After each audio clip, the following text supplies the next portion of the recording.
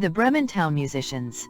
A certain man had a donkey, which had carried the corn sacks to the mill faithfully for many a long year, but his strength was going, and he was growing more and more unfit for work. Then his master began to consider how he might best save his keep, but the donkey, seeing that no good wind was blowing, ran away and set out on the road to Bremen. There, he thought, I can surely be town musician. When he had walked some distance, he found a hound lying on the road, gasping like one who had run till he was tired. "What are you gasping so for, you big fellow?" asked the donkey. "Ah," replied the hound, "as I am old, and daily grow weaker and no longer can hunt, my master wants to kill me. So I have taken to flight. But now how am I to earn my bread?" "I tell you what," said the donkey, "I am going to Bremen, and shall be town musician there. Come with me and engage yourself also as a musician.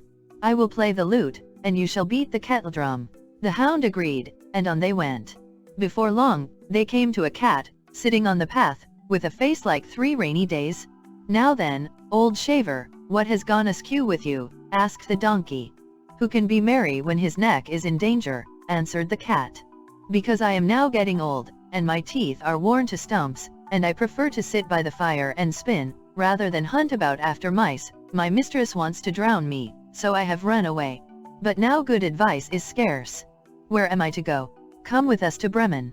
You understand night music, so you can be a town musician." The cat thought well of it, and went with them. After this the 3 fugitives came to a farmyard, where the cock was sitting upon the gate, crowing with all his might. "Your crow goes through and through one," said the donkey. "What is the matter?" "I have been foretelling fine weather, because it is the day on which Our Lady washes the Christ child's little shirts, and wants to dry them," said the cock. "But guests are coming for Sunday, so the housewife has no pity, and has told the cook that she intends to eat me in the soup tomorrow. This evening I am to have my head cut off. Now I am crowing at full pitch while I can." "Ah, but Redcomb," said the donkey, "you had better come away with us. We are going to Bremen. You can find something better than death everywhere. You have a good voice, and if we make music together, it must have some quality." The cock agreed to this plan, and all 4 went on together. They could not, however, reach the city of Bremen in one day, and in the evening they came to a forest where they meant to pass the night. The donkey and the hound laid themselves down under a large tree. The cat and the cock settled themselves in the branches, but the cock flew right to the top, where he was most safe. Before he went to sleep, he looked round on all the 4 sides, and thought he saw in the distance a little spark burning. So he called out to his companions that there must be a house not far off, for he saw a light. The donkey said, "If so, we had better get up and go on, for the shelter here is bad." The hound thought that a few bones with some meat would do him good too. They made their way to the place where the light was, and soon saw it shine brighter and grow larger, until they came to a well-lighted robber's house. The donkey, as the biggest, went to the window and looked in.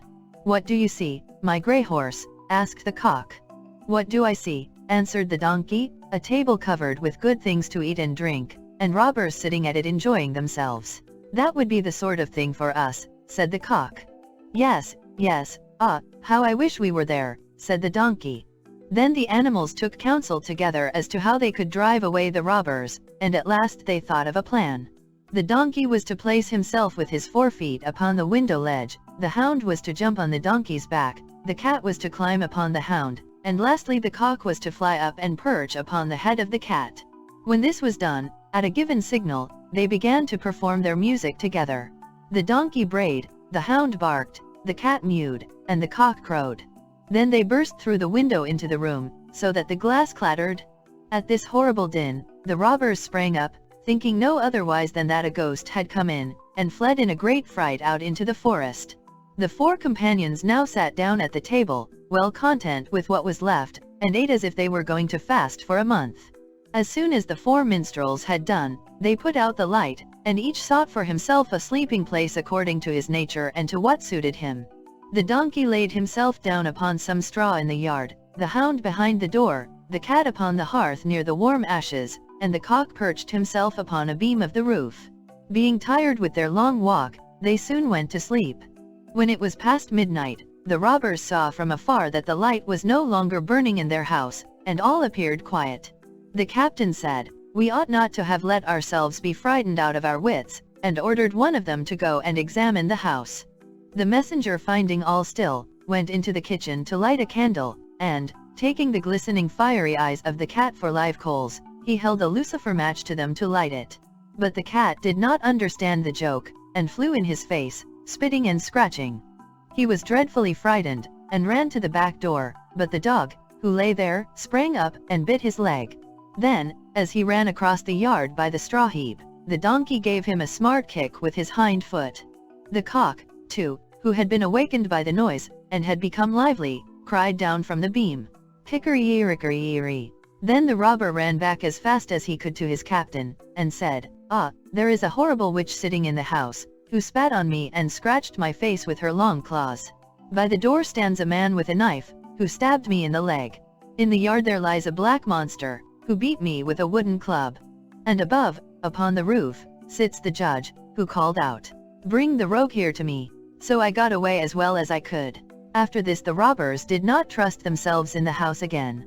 But it suited the 4 musicians of Bremen so well that they did not care to leave it any more.